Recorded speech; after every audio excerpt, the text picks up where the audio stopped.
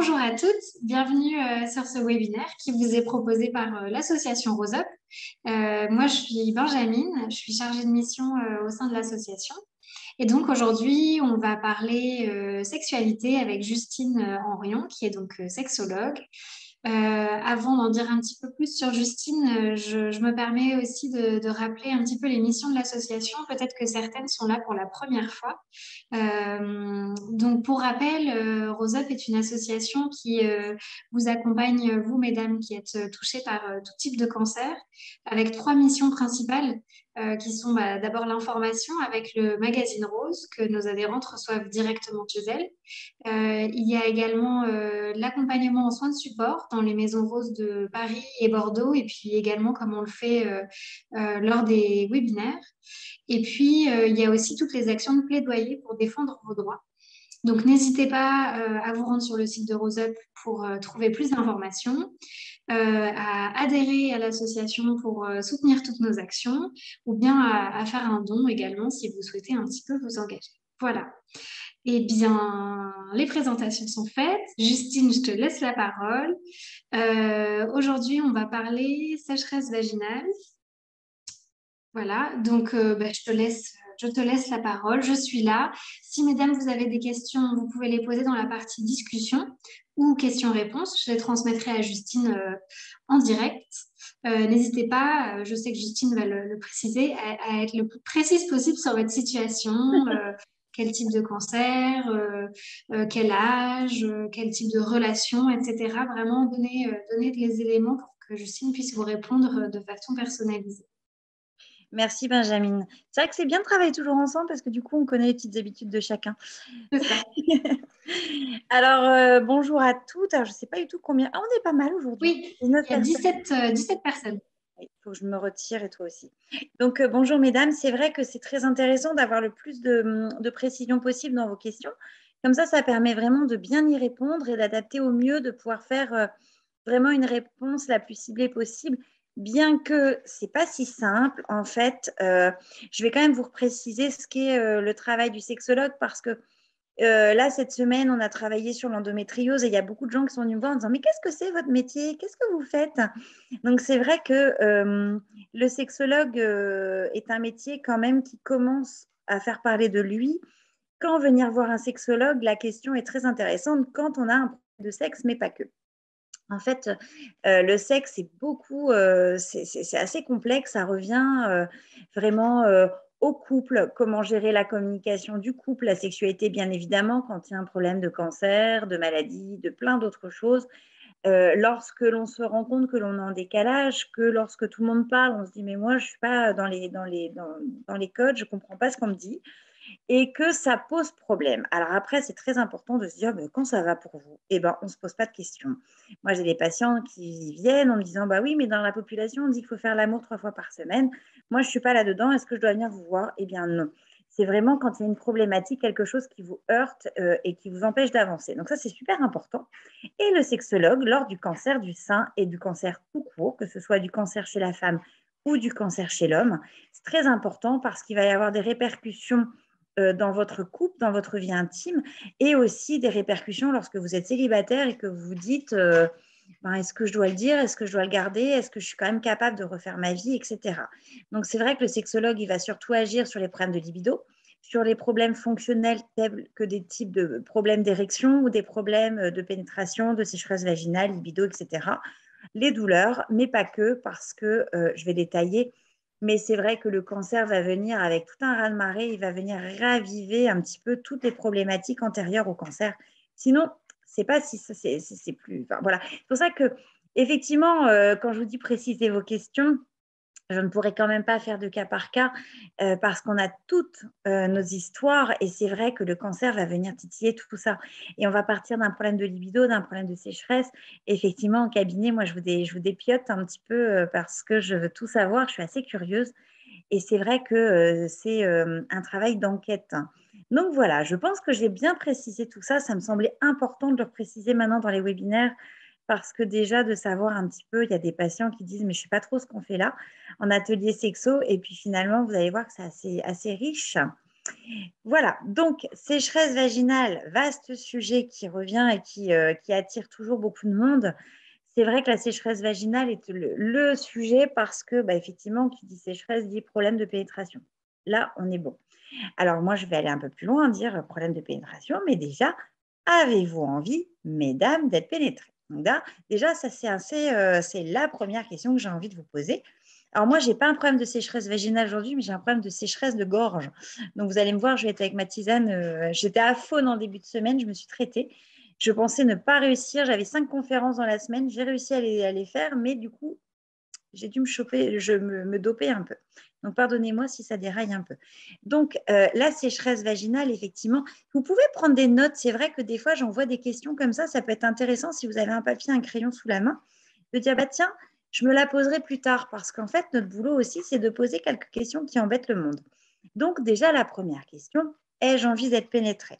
C'est vrai que ça va faire un peu logigramme. Oui, j'ai envie. Non, j'ai pas envie. Déjà, là, on va se poser un carrefour. Si vous en avez envie, que la communication avec votre partenaire est extrêmement bonne, euh, que la sexualité antérieure au cancer était extrêmement bonne, que la pénétration se passait bien, que vous n'aviez aucun souci, qu'il y avait du plaisir et que tout allait bien dans le meilleur des mondes, j'ai envie de dire que là, le problème va être beaucoup plus simple.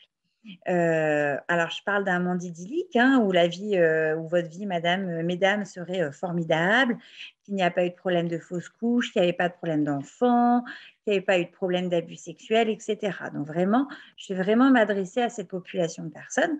Oui, et là, vous vous dites, bah non, moi, tout allait parfaitement bien. Logigramme, oui, j'ai envie d'être pénétrée. À ce moment-là, les process seront assez simples. On va commencer, et là, Benjamin, c'est là que tu vas intervenir. Quelle est la chose pour lubrifier en première intention?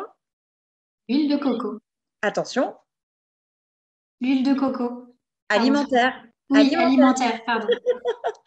Attention, Benjamin, parce que si on ne donne pas d'huile de coco alimentaire et une cosmétique, on va attirer des brûlures. Alors, ce que j'aime sur l'huile de coco, c'est vrai que tout le monde se moque un peu de moi parce que j'en parle tout le temps, mais c'est assez intéressant comme produit parce que, il est peu coûteux. On est dans les 2,44 €, 8 € si on est sur du 1 litre, donc on voit vraiment que c'est quand même pas très cher. C'est alimentaire, donc comme c'est alimentaire, on va pouvoir l'utiliser dans un jeu érotique, le glacer pour faire le fameux glaçon d'huile de coco dont je parle à chaque fois, et qui va devenir sur le corps une huile de massage. Donc on va être sur quelque chose qui va agir comme un jeu érotique et en même temps qui va être lubrifiant. Et comme c'est alimentaire, on va pouvoir le mettre sur le niveau de la bouche, au niveau des cheveux, au niveau de l'anus, au niveau de la vulve, au niveau de la verge, et il n'y aura aucun problème s'il y a des bisous et quoi que ce soit. Donc, l'huile de coco, j'adore. Seul bémol, à ne pas utiliser avec des préservatifs. Donc, il y a quand même quelque chose qui ne va pas, mais c'est quand même assez intéressant comme produit et que vous trouvez absolument partout, à Auchan, à Carrefour, chez Monoprix, etc. Donc voilà, donc ça c'est la première chose que je vous dirais d'utiliser. Et c'est vrai qu'en l'utilisant, l'huile de coco, c'est comme tous les produits lubrifiants que vous trouvez en pharmacie, taille d'eau, Minessence, votre gynéco peut vous en prescrire aussi, la sage-femme. En pharmacie, c'est toujours des fois, enfin, je trouve que c'est toujours un peu plus simple que d'aller voir son gynéco, sa sage-femme ou son oncologue. Et puis là, on va être par contre sur des produits de première intention à base d'eau, etc., qui seront sans hormones parce que effectivement, les cancers du sein sont hormonodépendants et on ne va pas vouloir agir avec quelque chose qui pourrait, surtout s'il y a une hormonothérapie, etc., venir faire une interférence. Donc là, c'est le côté médical. Il faudra vraiment. Alors, il y en a sans senteur, oui. Oui, il y en a qui sont désodorisés. Vous avez totalement raison, Jessica, je ne l'ai pas précisé. Totalement. Alors là, par contre, il va falloir aller dans les boutiques type Bio C'est Bon, Biocop, La Vie Claire. Tout à fait, vous avez complètement raison, j'ai oublié de le préciser, il y en a sans senteur. Donc, ensuite, donc, les produits, comme je vous l'ai dit, qui peuvent être prescrits, les ovules, des pipettes avec du lubrifiant que vous allez introduire dans votre vagin qui doivent être faits tous les jours ou alors au moment aussi de la pénétration. Donc, c'est vrai que ça va un petit peu couper. Alors, je suis désolée, je suis Blanche-Neige. Il y a tous mes animaux autour de moi. Ça, on ne les voit pas. Non, ça va. J'espère que le chat ne va pas monter sur l'ordinateur. Ils aiment ça. Donc, c'est vrai qu'on est sur des produits qui demandent un petit peu de préparation et moi, c'est vraiment ce que je n'aime pas trop, c'est ce côté, juste avant la pénétration, il faut sortir le produit. C'est en ça que l'huile de coco, je la trouve chouette. Après, vous pouvez mettre des produits qui se mettent tous les jours en dosette, en pipette, tous les jours pour repulper votre épithélial vaginal. Ça, c'est toujours très intéressant. Mais souvent, les femmes me disent, moi, j'en ai pas envie. Donc, c'est vrai que là, après, on va s'adresser sur des solutions beaucoup plus coûteuse qui est la réjuvénisation vaginale. Donc, c'est compliqué à dire. Autrement dit, le laser. On est sur le laser Mona Lisa. Effectivement, le laser est coûteux. On va partir sur des séances entre 200 voire 400 euros selon les régions. Et il faut à peu près 1 à 3 séances, voire 6. Ça dépend les femmes. Ça dépend l'âge, ça dépend le cancer, etc. Donc, c'est vrai que vous me voyez bien, ça ne change pas. Non, non. Moi, j'ai un gros encart qui s'est mis. Donc, c'est vrai qu'on est sur quelque chose qui est plus coûteux. Après, parfois, il y a des programmes qui se mettent en place. Ça, faut voir dans les cliniques. Je sais que moi, je suis sur Amiens et à Amiens, à la clinique Pochet, il y a des programmes qui se mettent en place quand vous faites partie d'une étude, que vous êtes atteint d'un cancer et que vous avez une ménopause précoce, eh bien, effectivement, vous pouvez rentrer et bénéficier de 3 séances. Donc, c'est super intéressant. Je vous invite à vraiment vous renseigner auprès de vos secteurs, de vos urologues. Souvent, c'est eux qui proposent ça. Donc ça, vraiment, ça peut être intéressant. Il y a un très, très bon retour. Alors, à savoir que c'est coûteux, mais c'est absolument indolore. Donc ça, c'est quand même important.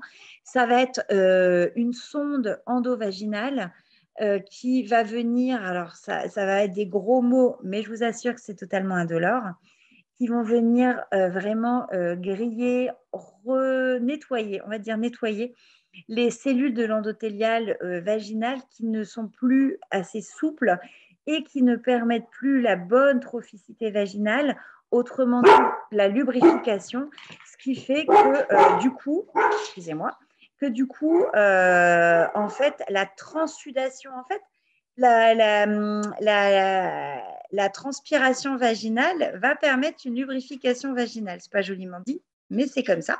Donc, c'est vrai qu'on va venir retirer toutes ces cellules qui sont un peu vieillies, un petit peu attaquées par les chimios, par la radiothérapie, et qui vont venir vraiment être nettoyées et laisser place neuve à des cellules plus toniques.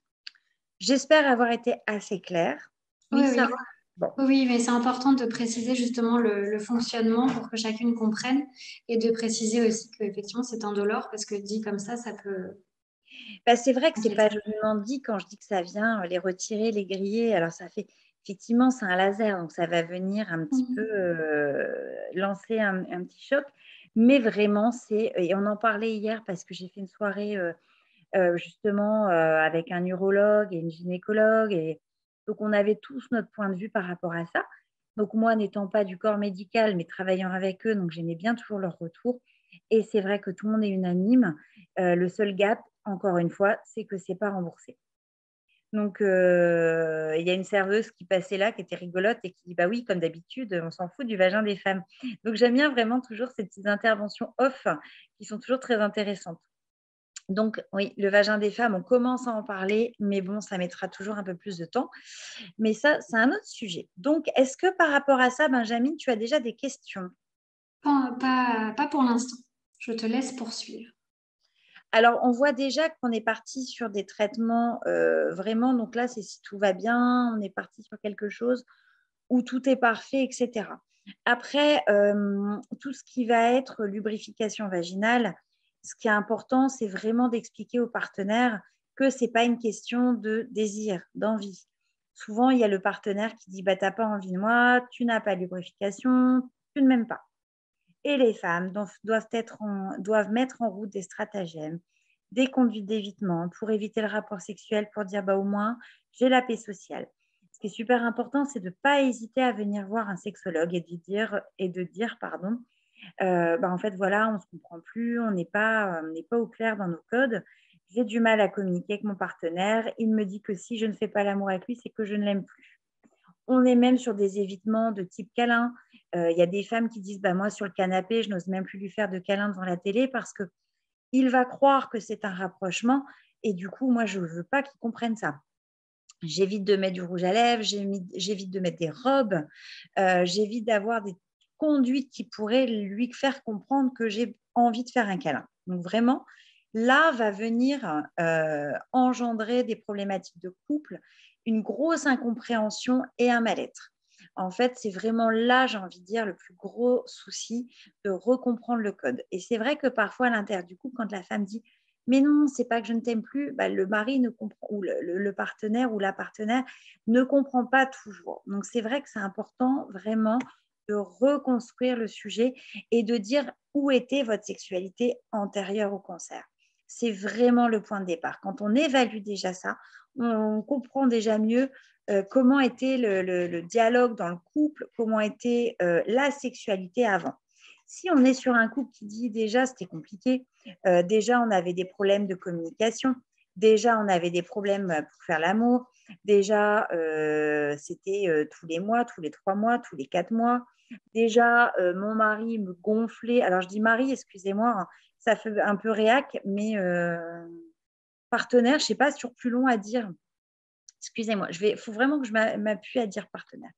Mon partenaire me réclamait beaucoup de rapports et moi, j'en avais pas envie. C'était déjà quelque chose qui me pesait. Déjà pendant le cancer, il ne m'a pas soutenue, mais déjà avant le cancer, je faisais tout dans la maison. Il y avait déjà un problème de couple antérieur au cancer. Donc, c'est vraiment super important parce que refaire refleurir une sexualité, c'est totalement possible, mais c'est vrai que si on oublie comment c'était avant, on ne va pas vraiment être performant. Donc, il faut vraiment tout se dire. Et c'est là où le sexologue a des soucis, c'est que souvent, à la première consultation, on veut faire bien devant le sexo, puis on n'ose pas tout dire. Mais on est pareil, hein, on est tous pareils. Mais c'est important de vraiment être franc, de jouer franc jeu et de lâcher un petit peu, de lâcher les vannes. Donc, non, ce n'est pas une question d'amour. C'est pas parce que monsieur a des problèmes d'érection que madame a des problèmes de lubrification qu'il y a un souci d'amour. Ce serait trop simple. C'est juste que il y a l'hormonothérapie qui vient quand même vraiment jouer sur la ménopause précoce. Donc ça, c'est pas rien.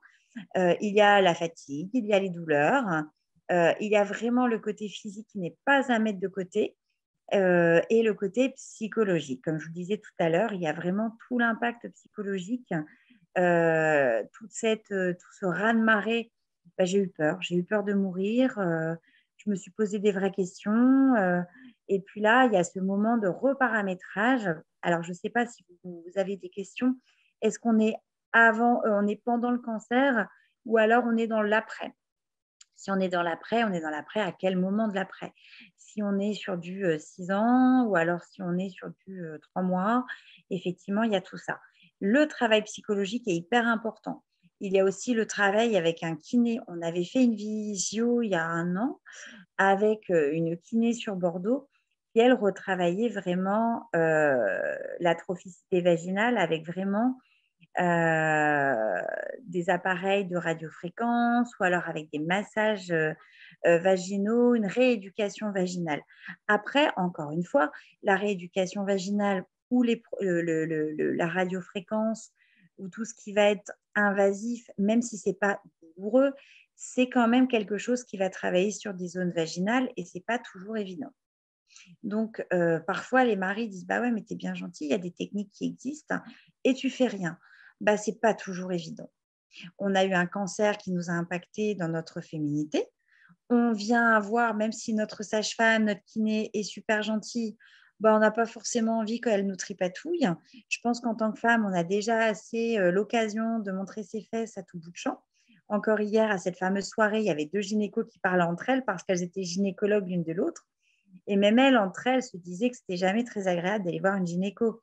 Donc, c'est vrai qu'il ne faut pas banaliser ce travail qui est fait en cabinet, même si les sages-femmes, les kinés font un travail absolument merveilleux, et ça, je ne le remets absolument pas en question. Parfois, on n'a pas envie. Donc ça, c'est vraiment important. Le corps médical, parfois, force les copines, les magazines, moi, n'ayez vraiment pas l'impression que parce que je vous parle de tout ça, je vous oriente. C'est vraiment hyper important de dire, on fait ce qu'on veut. Et puis, il y a des moments où c'est pas le moment, tout simplement. Il y a des moments où on va vous parler d'aller voir un sexologue, un psychologue, un coach sportif, une kiné, de parler de réjuvénisation vaginale. Et puis, il y a des moments où on est complètement hermétique. Et puis, il y a un moment, on se dit, oh tiens, c'est le moment. Donc ça, c'est vraiment important de s'écouter. Je pense que c'est vraiment là où le cancer doit vraiment percuter dans votre tête, de dire, mais maintenant, je n'ai plus envie de faire ce que je ne veux plus faire. D'accord? Est-ce que tu as des questions pendant que je bois une lampée? Non, toujours pas. Toujours pas? C'est clair comme de l'eau de roche ce que tu racontes, Justine. Et du coup, voilà, on boit tes paroles. Oh, t'es gentille, mais t'es toujours... Qu'est-ce que vous êtes gentille. Merci beaucoup. Donc, mais c'est vrai que là où j'insiste vraiment, je remets une louche là-dessus, c'est que parfois les femmes se sentent obligées de. Euh, je dois faire l'amour 3 fois par semaine à mon partenaire. Encore une fois, j'en ai ras-le-bol des études qui sont sorties de je ne sais où. Hier, on voyait bien donc dans la conférence que j'ai faite dans le cadre de l'endométriose, il n'y avait qu'une étude qui avait été faite sur 1557 couples, donc ce n'est pas un échantillon de dingue, et on voyait que le premier impact était les problèmes de sexualité. Je parle vraiment de couple, je ne parle pas de célibataire. Donc, c'est vrai que là, je ne me suis pas penchée. Alors, je l'ai fait il y a longtemps, mais en même temps, en parlant d'études, on a toujours des chiffres qui diffèrent parce que selon telle étude, on n'a jamais les mêmes choses. Mais c'est vrai qu'on ne prend jamais en compte l'aspect sexuel du couple et parfois, on ne prend pas l'avis des femmes. Et ça, je m'insurge à chaque fois parce que veulent les femmes? Quand on a des urologues ou des médecins traitants qui prescrivent des petites pilules magiques, du Cialis, du Vitaros, etc., aux patients pour avoir des érections. Et les femmes là-dedans, est-ce qu'elles ont envie d'être pénétrées tout simplement? Et parfois, c'est vraiment ça qui va se mettre en place. Là, je vais arriver vraiment sur le côté plus psychologique. Parfois, le fait d'avoir une sécheresse, bah, c'est aussi le côté, bah, tu vois, je peux pas, j'ai mal, je me protège. Le fait d'avoir une sécheresse, c'est aussi le côté, ben, fous-moi la paix, clairement. Euh, et c'est là que rentre en compte l'aspect doux, l'aspect érotique du câlin, l'aspect, ben, genre, j'ai pas envie de toi dans le sens pénétrant, mais j'ai envie de toi dans le côté câlin, dans le côté homme. Prends soin de moi. Ça va revenir, on va travailler ensemble, je vais y aller à mon rythme. Je t'aime, j'ai besoin de tes câlins et de ta tendresse, mais je n'ai pas besoin de cet acte pénétrant qui est souvent assimilé à quelque chose de douloureux. On a toutes connu dans notre parcours de femme une pénétration douloureuse, sécheresse ou pas, hein, dans la vie des femmes, il y a le premier rapport parfois qui est vécu ou qui est un viol, hein, on va parler clairement des choses. J'étais amoureuse, mais il m'a violée, donc ça, c'est ce que j'entends en ce moment. On a un gynéco qui nous a fait un premier examen qui était douloureux. On a un petit copain qu'on aimait une première fois encore, même un peu plus âgé, qui était vraiment en mode lapin et il n'attendait pas qu'il y ait une lubrification. Et bah voilà, il fallait être souple parce que c'était quand même pas chouette. Des cystites à répétition, des mycoses, enfin bref, je pense qu'on a toutes vécu ça. Et ce qui fait qu'on enregistre le système de la douleur. Et puis à un moment donné, ben, on a tellement bien enregistré la douleur que le corps se renferme complètement. Donc c'est très important de dire là maintenant, ben, j'ai envie de m'écouter, j'ai envie d'être à mon rythme. Donc faites-vous vraiment aider si vous n'y arrivez pas à aller voir un thérapeute pour ça. Là, quand on a enregistré le système de la douleur, c'est là que c'est compliqué, c'est que ben, on se dit je vais faire l'amour, je vais avoir mal. C'est logique. Pour peu qu'on ait un rapport qui fasse mal et qu'on n'ait pas de plaisir, alors là, bingo. Alors là, c'est génial. Donc, c'est vrai que déjà, qu'est-ce qui vous donne du plaisir, mesdames? Il y a des femmes qui vont dire, bah, moi, il faut absolument que ça ce soit en mode sportif, il faut vraiment que ça cogne, il faut vraiment que ça tape. OK. Donc là, on n'est pas sur les mêmes attentes qu'une patiente qui va dire: «Ah non, mais moi, un cuni, une masturbation, le fait qu'il me prenne dans ses bras, et qu'il me caresse, au niveau du clitoris ou vraiment, et bien là, on va avoir du plaisir». quelle est votre demande et quelle est la demande du partenaire? Quelle est sa façon de vous faire l'amour? Encore une fois, c'est super important. Les femmes qui disent, ah, mais moi, j'ai une lubrification qui va super bien, mais il s'y prend comme un zouave et du coup, ben, au bout de très peu de temps, j'arrête d'avoir une lubrification. Il y a ça aussi, hein, il y a des amants qui ne sont pas super folichons. Donc, il ne faut vraiment pas l'oublier, hein. Donc, c'est vraiment important de dire bah, comment ça se passe, comment se déroule le rapport, de quoi ai-je envie. Après, c'est jamais évident de dire à son partenaire, bah, tiens, mon chéri, ça fait 30 ans, ça fait 10 ans, ça fait 5 ans, et en fait, tu t'y prends super mal. Bon, pas hyper bien de dire ça. C'est pas génial. Effectivement, c'est pas top. C'est pour ça que nous, en off, en consultation, on essaie d'orienter les questions. On commence à connaître un peu notre travail et on peut plus ou moins orienter. Donc ça, c'est assez rigolo. Après, il y a un jeu dont j'ai déjà parlé en webinaire qui est assez rigolo, qui s'appelle Osmose, tout simplement. Il coûte 20, 21 euros. C'est un jeu français.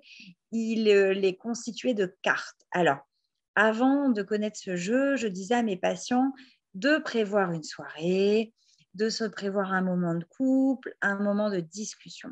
Parce que pour arriver au rapport sexuel, il faut toujours avoir un moment de discussion. Moi, je ne comprends pas, on ne peut pas s'engueuler toute la semaine, s'envoyer des torchons à la figure et puis dire allez hop, on y va. Enfin, pour moi, ça n'a pas de sens. Donc, c'est vrai que d'arriver sur un temps de discussion, un temps d'échange et parfois d'orienter la sexualité, et d'essayer de dire, bah là, tu vois, bah pour moi, c'est vachement important la musique, pour moi, c'est vachement important la lumière, c'est vachement important que tu me fasses des câlins avant. Donc, vraiment, parfois, les petits jeux peuvent engendrer ces genres de discussions. Donc, il y a ce jeu Osmose qui est génial. Et puis, il y a ce côté apéro-dînatoire. Apéro-dînatoire au sens apéritif, mais il y a ce côté aussi apéro-dînatoire sexuel. Franchement, il n'est pas génial ce terme. Oui.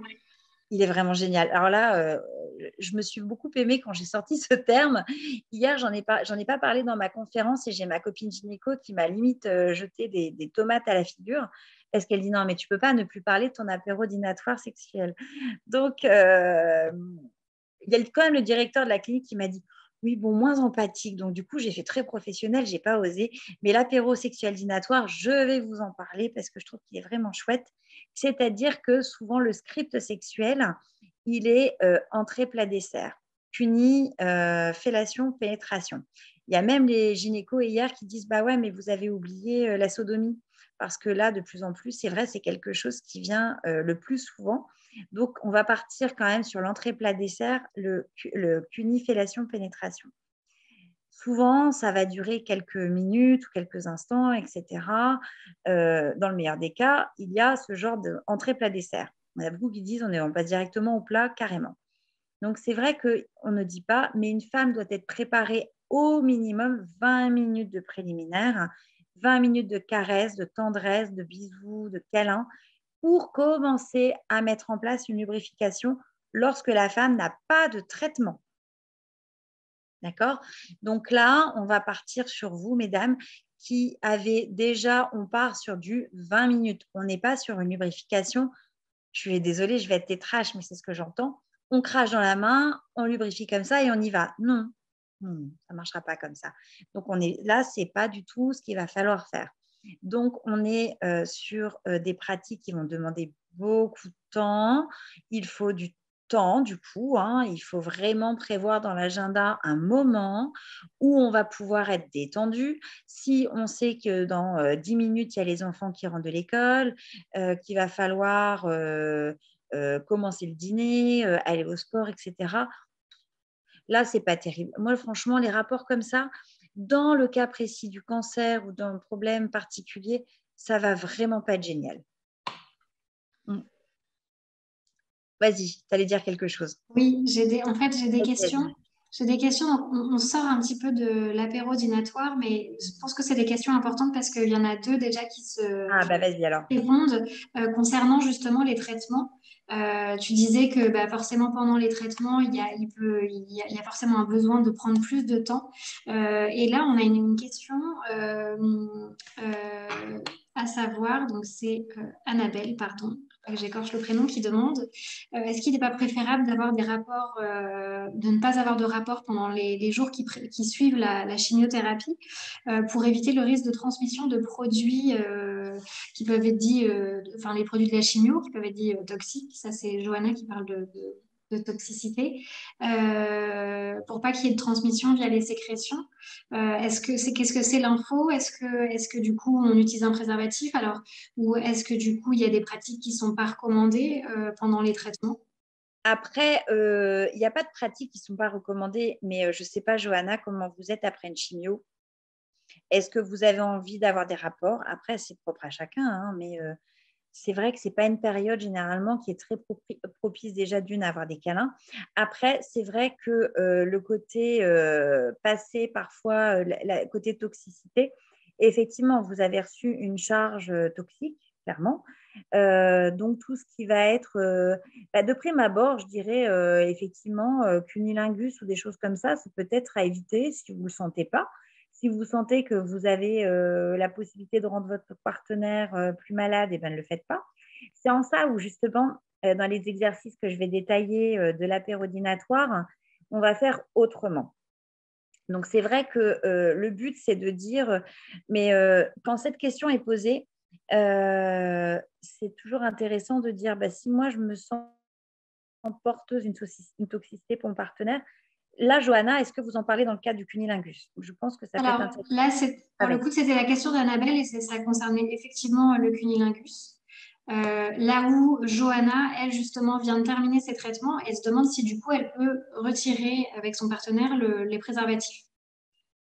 Après, normalement, oui. Le préservatif, il était mis dans quel cadre, de Johanna? Dans quel contexte? J'ai pas la précision, mais j'imagine que, vu qu'elle parlait de toxicité, j'imagine que c'est avec un partenaire régulier qu'elle souhaite arrêter les préservatifs puisque ses traitements curatifs, donc chimio et radiothérapie, sont terminés. Donc, c'était pour le protéger lui, etc. Oui. Du coup, il n'y avait pas de bisous non plus, parce qu'effectivement, quand il y a vraiment tout ce qui va être, en fait, c'est vraiment très important de s'imaginer qu'un vagin, c'est vraiment exactement comme une bouche. Alors, si vous fermez la bouche, mesdames, je vous invite vraiment à le faire pendant que je parle. Vous allez voir que tout est collé, le corps n'aime pas le vide. Et c'est vrai que c'est un exercice que je dis toujours de faire aux femmes qui ont peur de la pénétration. Et si vous ouvrez, vous allez voir qu'il y a cette possibilité d'espace qui est incroyable. Et c'est vrai qu'on va jouer sur les mêmes muqueuses, ça va vraiment être pareil.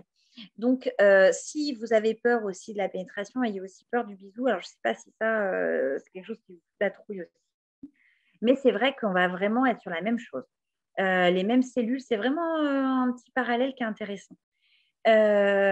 Du coup, j'enchaîne sur cette possibilité de faire autrement dans le cunilingus. Parce que si vous avez peur de rendre votre partenaire malade, donc en fait, l'apérodinatoire, c'est que du coup, pour y revenir, quand on fait quand on a un apéro chez des amis ou dans la famille, il y a plusieurs bols devant vous qui sont prêts. Donc, il y a le saucisson, le fromage, les olives, etc. Théoriquement, lorsqu'on se tient bien, ça se peut qu'on ne se tienne pas bien, hein. Hier, j'ai mangé toutes les tartines d'avocat. Donc, on mange théoriquement un petit peu, on va prendre un petit peu, on va piocher dans chaque petit pot. Et du coup, le plus intéressant, quand on va transposer au niveau sexuel, c'est de se dire que l'on va vraiment piocher dans chaque chose. Par exemple, le fameux glaçon d'huile de coco dont je vous ai parlé, ça va être un petit geste qu'on va pouvoir faire 10, 15, 20 secondes. On va arrêter, on va masser les mains, on va arrêter, on va embrasser son ou sa partenaire, on va arrêter. J'aime bien le côté pinceau parce que je trouve que c'est intéressant, le côté poil sur le corps. Il y en a de toutes sortes, de toutes les formes, de toutes les… Voilà, faites ce que vous voulez. Vous allez dans n'importe quel magasin de bricolage et de passer sur le corps, surtout que votre corps a été douloureux. Votre corps a été médicalisé, désérotisé par rapport à la médecine. Il comporte parfois des cicatrices. Donc, c'est vrai que de passer sur le corps avec un pinceau, de reprendre des sensations moins douloureuses et de prendre le temps. Donc, dans le pinceau, on peut très bien le tremper dans de la peinture corporelle, on peut très bien le tremper dans du chocolat chaud, ça sent bon. Et le chaud, voilà, pour compenser avec le cunnilingus, vous pouvez très bien passer le pinceau au niveau de votre vulve. Il y a aussi la mangue. La mangue, elle va remplacer un peu le côté langue. Vous en coupez des carrés. Alors, le but, c'est pas de vous étouffer. Le but, c'est pas de vous forcer à manger de la mangue si vous n'aimez pas la mangue. Essayez la poire, ce que vous voulez. Il n'y a aucun souci. Je n'ai pas d'action dans l'huile de coco ou dans les fruits. Le tout, c'est de retrouver vraiment ce côté sirupeux du fruit qui est très intéressant et qui va passer au niveau de votre vulve. Vous pouvez aussi le mettre dans la bouche, là, si vous n'avez pas peur, et puis faire une fellation avec un litchi au sirop dans la bouche, passer encore une fois au niveau de la vulve, au niveau de votre poitrine. Parfois, si vous avez peur, si vous ne voulez pas que votre partenaire vous voit ou qui vous touche, alors ça dépend s'il vous reste un sein, mais de passer vraiment un litchi sur le téton s'il a les yeux bandés et qu'il est derrière vous. Donc, c'est une façon de rendre votre corps érotique sans vous exposer au regard du partenaire. Ce n'est pas parce que vous devez faire l'amour que vous devez vous exposer à son regard et vous mettre en difficulté. Le but, c'est de dire, ben, moi, j'aime pas ma tête, j'aime pas mes cheveux, j'aime pas mes cicatrices, j'aime pas mon corps, mais j'ai envie de faire l'amour, comment faire? Le but du thérapeute, le but du sexologue, c'est de dire, bah, qu'est-ce qu'on fait? Ramenez-nous votre pépite, votre boule merdique plutôt, et c'est à nous de la façonner pour que ça aille mieux. D'accord? C'est super important de dire, on va trouver des solutions.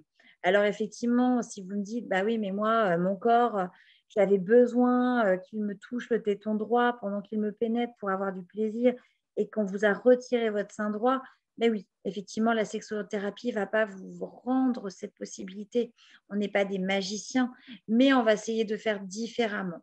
C'est comme le corps d'une personne qui vieillit, c'est comme une personne qui se retrouve du jour au lendemain tétraplégique. La sexualité ne sera pas identique, elle sera forcément différente. C'est pour ça qu'il faut vraiment parler aux jeunes générations et leur dire que le sexe, c'est pas ce qu'on voit dans le porno, c'est vraiment pas que un acte pénétrant, mais vraiment ramener de l'érotisme, de la bougie, de la musique, des sensations. Quand je vous parle de chocolat, quand je vous parle d'orange, je n'ai pas parlé de l'orange. Donc l'orange, on la coupe et on va venir presser quelques gouttelettes sur le corps. On va vraiment faire appel à tous les sens. L'odorat, l'olfactif, le tactile. On va vraiment mettre en place le slow sex et vraiment faire pétiller toutes les sensations. Si là, je prends une gorgée de tisane, je vais avoir de la chaleur dans la bouche pendant quoi? 5 secondes à peu près. Et bien, ça va être les 5 secondes où je vais prendre le gland de mon partenaire dans la bouche. Et puis, ce n'est pas vraiment une fellation en mode film porno, mais la chaleur autour de sa verge va être intéressante et on arrête. Et on va repartir sur du massage, etc. Ça, c'est des choses qu'on n'apprend pas à partir du moment où on est en mode pénétration.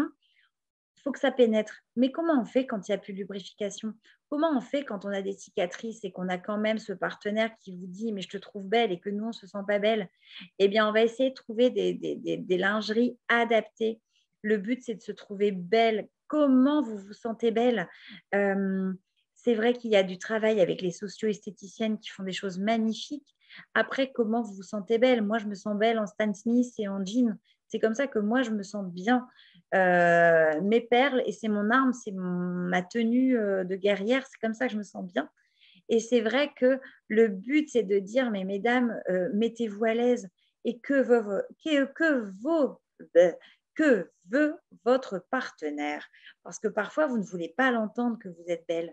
Et c'est vrai que moi, j'ai des hommes qui sont en face de moi qui disent, mais elle est belle, ma femme, elle est courageuse, elle est incroyable, mais elle se dénigre totalement. Et c'est là qu'on revient au côté psychologique. Comment vous, comment vous a-t-on élevé? Est-ce qu'on vous a élevé en vous disant tous les jours que vous étiez des pépites, que vous étiez génial? Ou est-ce que vous aviez déjà des parents, une maman qui était assez rigide avec vous? Moi, je dis toujours dans les webinaires, je viens d'une famille où si on n'est pas super mince, on ne rentre pas le ventre. Si on n'est pas bien coiffé, on n'est pas belle. Donc, du coup, quoi que je fasse, je serai toujours mal coiffée. Quoi que je fasse, je serai toujours une petite paupiette parce que j'ai été élevée là-dedans. Donc, une fois que je le sais, bah, j'essaie de compenser autrement et de dire bah, que je suis une belle paupiette. Et puis voilà. Donc, c'est hyper important de dire, mais d'où vient mon fondement de la sexualité, mon fondement de féminité? Comment m'a-t-on élevée à être une femme? On s'est beaucoup souvent identifié à sa maman, à une tante, à une grand-mère. Ensuite, à l'adolescence, bah, aussi à sa sœur, à ses copines. C'est vrai que quand on parle de sexualité avec les copines dans les vestiaires au collège, eh bien, on se construit comme ça. Et c'est vrai que bah, parfois, on se sent un peu con dans les salles de sport à dire bah, je ne suis pas pareil, etc. Pour tout vous dire, la semaine dernière, je me suis retrouvée dans une soirée improbable avec un acteur porno et sa femme, actrice porno. Alors, je peux vous dire qu'il y avait des trucs qui se passaient quand ils dansaient et qui dansaient de façon très, très, très, très, très langoureuse. Et ben moi, je me sentais totalement conne. Alors, du coup, bah, j'ai compensé en dansant la danse des canards en disant, bah voilà, moi, j'en suis là. Et ça m'a fait beaucoup rire parce que le truc, c'est de dédramatiser, de dire, mais moi, je ne suis pas une actrice porno. Et d'ailleurs, je ne le serai jamais. Ce n'est pas mon but. Et ce qui a été beau pour moi, c'est de voir que mon mari, bah, ça l'a fait mourir de rire. Et ça, c'était une puissance érotique incroyable. Donc, je vous invite vraiment à dire, mais qu'est-ce qui plaît à mon mari? Est-ce que je lui plais quand je sors de la douche et que j'ai des yeux de panda et que je le fais rire? Est-ce que quel est mon pouvoir érotique sur lui? C'est vrai que ça, c'est un truc qu'on ne se pose pas souvent la question. Et le jeu osmose dont je vous ai parlé, il peut libérer cette parole-là, de vous trouver un temps dans la semaine et de dire mais qu'est-ce que tu me trouves? Donc tout ça, c'est intéressant parce que malheureusement, bah, il y a ce côté cancer, vous en avez bavé, vous l'avez peut-être envoyé balader, envoyé chez tout le monde, fous-moi la paix, etc. Des fois, il y a peut-être des mots d'oiseaux qui sont sortis. Quand on est dans la douleur, quand on est dans le mal, forcément, on malmène l'entourage, c'est bien comme ça que ça se passe. Et de dire, bah, tu sais, là, j'étais mal, bah, tu vois, on va peut-être mettre ensemble des codes, des façons de faire, parce que quand j'ai mal et que tu es là et que tu m'emmerdes, à vouloir absolument trouver une solution, j'ai envie que tu me foutes la paix, parce que forcément, la seule réponse que je trouve, c'est de t'envoyer balader. Et après, je me sens encore plus mal, je culpabilise, etc. Alors, je ne sais pas s'il y en a qui s'y retrouvent, mais voilà. Donc, est-ce que tu as des questions, Benjamin? Comme ça, je gougloute un peu. Alors oui, j'ai une question. Alors, on a Annabelle qui dit, donc elle a 44 ans, elle est en couple avec une autre femme. Donc elle met entre parenthèses, merci pour le terme partenaire. Ah ouais, je suis désolée, Non hein. mais si, on l'a eu, on l'a eu. Elle est en début de chimio, elle a fait seulement 2 séances. Elle dit que donc du coup la sécheresse s'est pas encore installée. Alors je précise aussi que c'est pas la même chose pour toutes les femmes. C'est pas parce que les traitements ont un effet sur certaines que ce sera forcément votre cas. Voilà, ça c'est ma précision à Tu as moi. tout à fait raison. Et du coup, elle demande si il peut y avoir comme une prévention qui peut être faite, peut-être une stimulation. Elle propose avec des boules de geisha, peut-être. Alors, les boules de geisha sont là pour entretenir justement la trophicité. À partir du moment où vous en avez envie, vous pouvez totalement le faire. J'en ai pas parlé, j'y ai pensé tout à l'heure à le dire et je ne l'ai pas fait parce qu'il y a des fois ce côté assimilé à bah, faut que je le fasse. Et je sais pas, les boules de geisha, c'est toujours quelque chose de compliqué pour moi d'en parler, mais vous pouvez le faire sans picot. Vraiment des boules de geisha vraiment lisses, plutôt type métal, etc. Vous pouvez aussi, si vous en avez envie, entretenir avec des gels à base d'acide hyaluronique dont je vous ai parlé tout à l'heure, qui s'introduisent en pipette, qui là doivent être mises tous les jours. Donc c'est vrai que parfois les femmes disent bah, c'est bien au début, elles ont la volonté, et puis au bout d'un moment ça glisse un peu. Et il y a ce côté parfois culpabilisant. Oui, bah, de toute façon, si j'ai plus de lubrification, c'est parce que je ne l'ai pas fait. Mais ouais, vous pouvez totalement l'utiliser, ça, l'acide hyaluronique, avec des massages des ovules aussi parfois, qui permettent de vraiment de repulper. Mais ça, c'est à vous. Ça peut être aussi justement de l'amener dans un jeu érotique, si vous êtes bien avec votre partenaire, de dire, bah, tiens, de temps en temps, on va jouer, on va... ouais, ça peut être assez sympa de dire, on le fait ensemble. Parfois, c'est un peu moins lourd à porter. Ok. Et du coup, j'ai une autre question de Véronique qui a remarqué que pratiquement après chaque rapport, depuis qu'elle a des sécheresses vaginales, les jours qui suivent, elle a une infection urinaire qui arrive. Les antibiotiques sont pas forcément efficaces à chaque fois. Elle se demande si c'est lié. Elle précise qu'elle a été soignée pour un cancer des ovaires. Et du coup, bah forcément, ce cas de figure, ça fait qu'elle appréhende encore plus les rapports. Il y a beaucoup de femmes qui relatent justement, cancer ou pas cancer, beaucoup d'infections urinaires après. Alors, j'ai envie de dire déjà, bien uriner après, bien boire et puis est-ce que le partenaire a les doigts propres? Attention avec la pratique anale parce que parfois, il y a, vraiment les doigts qui passent de l'anus, à la vulve et il peut y avoir un passage des bactéries, donc ça, c'est super important. Même avec parfois des patients qui disent: «Bah, non, non, mais en fait, quand on cherche ici», même avec des sextoys, hein, ça va un peu partout dans le feu de l'action et puis, bah, malheureusement, eh bien, on fait un passage de transmission. Ça, c'est une chose. Ensuite, avoir aussi, s'il n'y a pas eu alors ça, c'est mon côté sexologue, je l'ai forcément toujours dans la tête, s'il n'y a pas eu de l'abus sexuel dans l'enfance ou, de l'abus tout court. Ça, c'est toujours quelque chose qui vient me titiller, moi, je l'ai toujours en tête, mais ça, c'est la déformation professionnelle. Ok. Je sais pas, hein, s'il y a des Oui, gens, non. Non, si non, vous mais relancez Annabelle et puis Johanna, tout ça, n'hésitez pas, hein, c'est toujours intéressant. Mais en fait, comme disait ma mère, on peut avoir un œil de verre et une jambe de bois, hein. C'est que malheureusement, on cumule parfois le cancer, un abus, etc. Je l'ai redit tout à l'heure, mais parfois, il y a toutes les douleurs comme ça qui reviennent et lors du rapport sexuel, il y a tout ça qui vient retitiller et qui vient se remettre en action.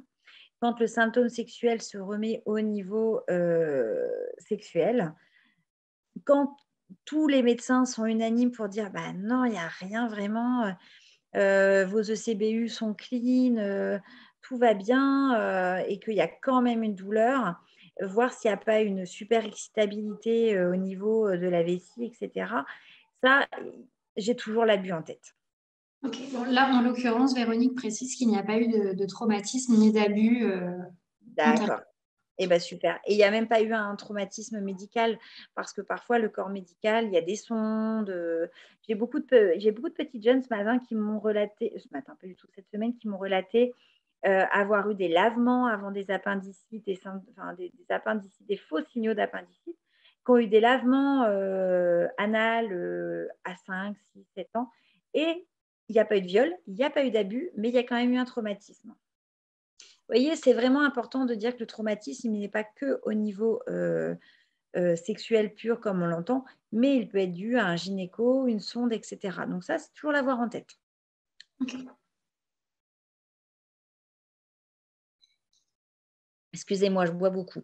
Donc il nous reste encore, oh 10 minutes, ça va. Une dizaine de minutes. Si jamais il y a d'autres questions, mesdames, n'hésitez pas tant que Justine est là et qu'elle peut y répondre. Donc, de toute façon, mais c'est pas grave, je vais vraiment reprendre. Donc, Oui. vraiment, tout ce qui est au départ, on a toujours le tableau des lubrifiants base d'eau. Par contre, évitez tous les lubrifiants qui se vendent vraiment, les Durex, les choses qui sentent la fraise, qui sentent la menthe, etc.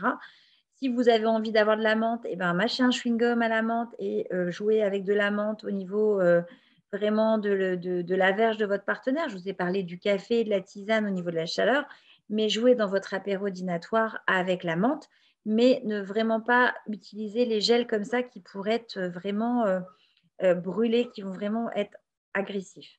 Ensuite, va être sur tous les lubrifiants. Donc, huile de coco, ça c'est super, avec ou sans odeur. Attention s'il y a préservatif. Ensuite, sur tout ce qui est lubrifiant avec de l'acide hyaluronique qui se trouve en pharmacie ou en prescription médicale, sage-femme, médecin traitant, gynéco, etc.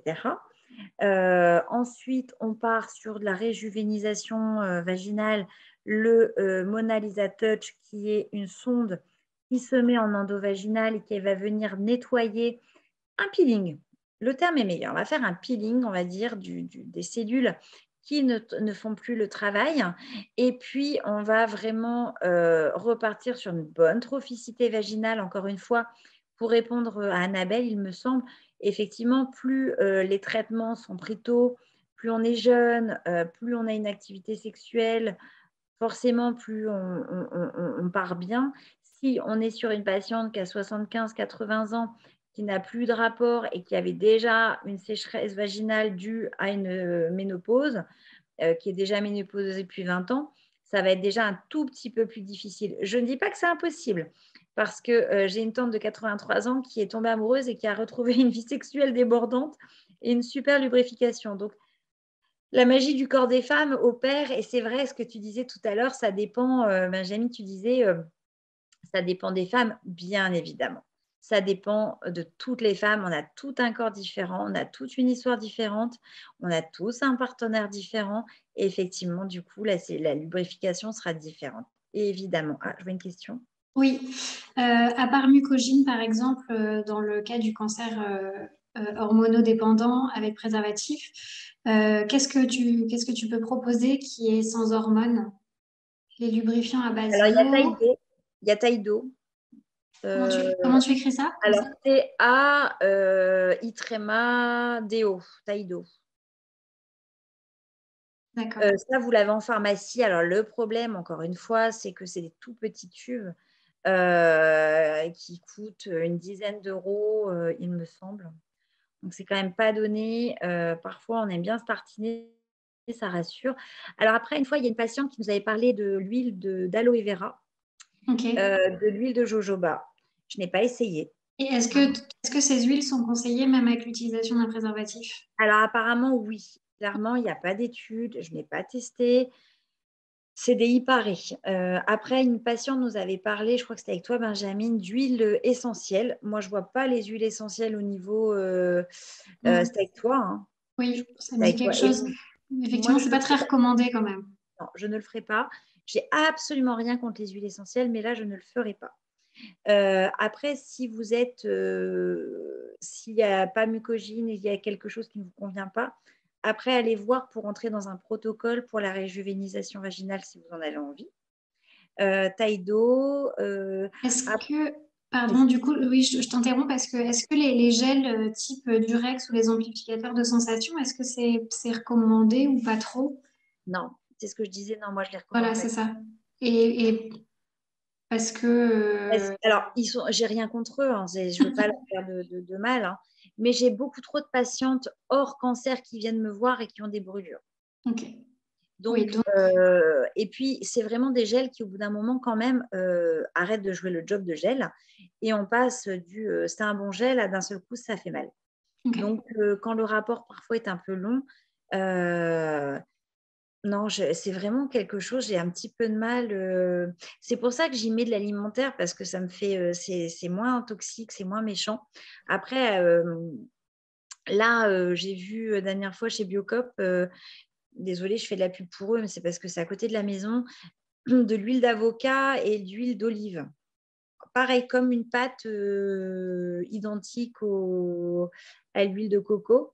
Je n'ai pas essayé. Je ne sais pas si ça rend pour eux. C'est vrai que je ne peux pas vous répondre. Il faudrait que j'essaie moi. Je ferais que je fasse moi-même des expériences limite.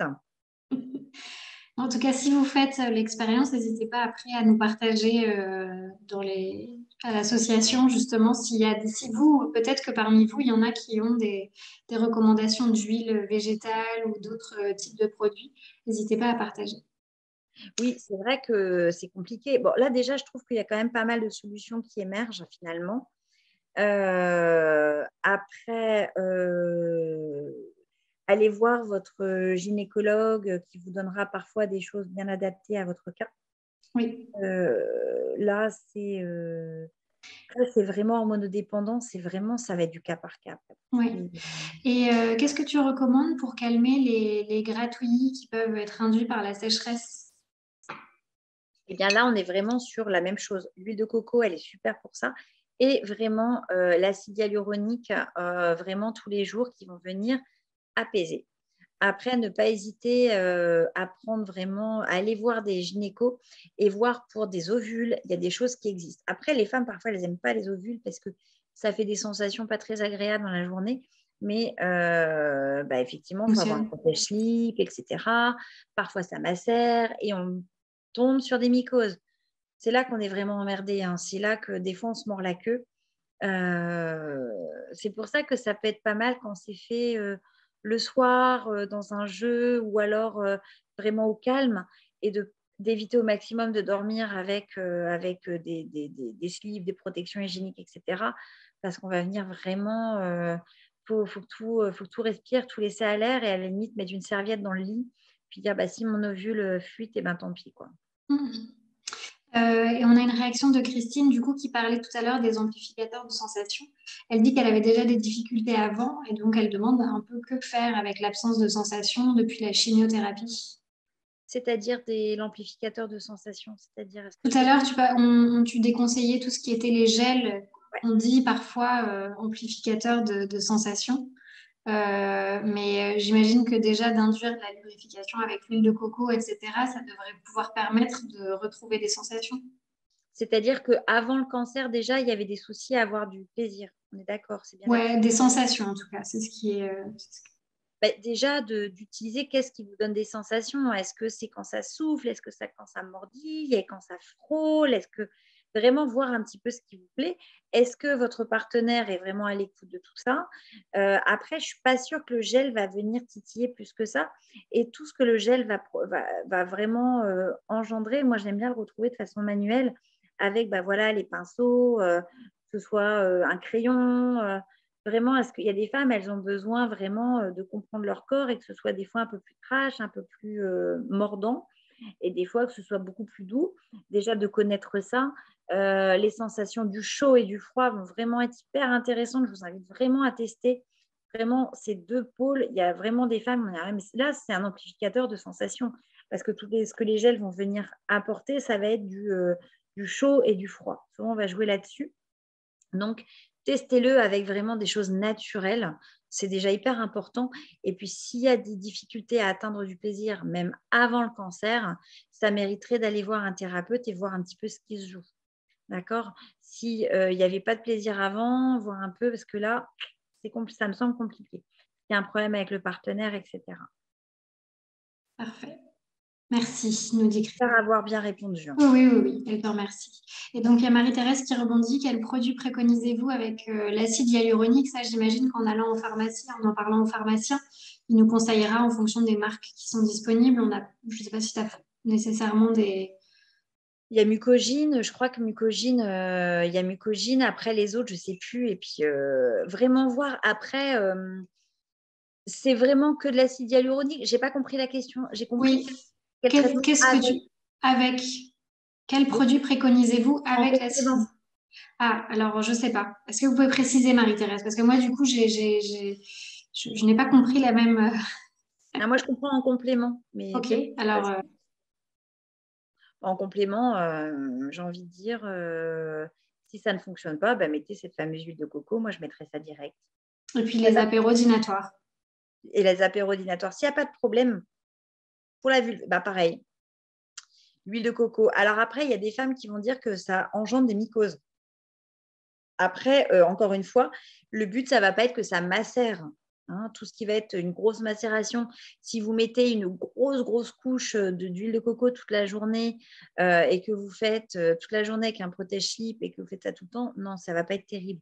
Mais vraiment de se dire, je le mets en couche, un peu comme un massage de passer, etc. C'est très, très gras. Donc, le but, c'est vraiment de repulper, de remasser un petit peu, que ce soit assez gras. Après, de ne pas vraiment tartiner en disant ça va faire le job. Parce qu'en allant uriner dans la journée, etc., ça va macérer, il va y avoir des cochonneries qui vont s'agglutiner. Donc, vraiment, de faire les choses avec bon sens, que ça ne macère pas. Hein, c'est Ok, important ça. très bien. Top. Ah merci Isabelle. Merci. Merci Isabelle. Je Eh sais pas si ben, on peut merci, Marie-Thérèse. merci. Merci, merci beaucoup Justine. On en aura appris un petit peu plus. Tu nous auras proposé plein de solutions. J'espère que vous aussi, mesdames, vous repartez avec une petite liste de choses à mettre en place. Je vous souhaite du coup une bonne après-midi, un bon week-end. N'hésitez pas à nous tenir au courant si jamais il y avait des Oui, choses qui auraient besoin d'être éclaircies, si jamais il y a des retours d'expérience suite au conseil de Justine. toujours important. Et puis nous, on se retrouve dans 15 jours pour un prochain webinaire Café Sexo. C'est tout Euh, ce que c'est par contre. J'ai oublié. eh bien, n'hésitez pas à aller voir le programme qui est directement disponible en ligne sur le site de RoseUp. Donc voilà, en tout cas, les rendez-vous sont tous les 15 jours avec Justine et on sera ravis de vous accueillir de nouveau. Voilà. Et ben Bonjour. merci. Au revoir à toutes, n'importe quoi. Je Merci vois pas comment. Justine. Au revoir Benjamin. Merci pour ton sourire. Au revoir mesdames.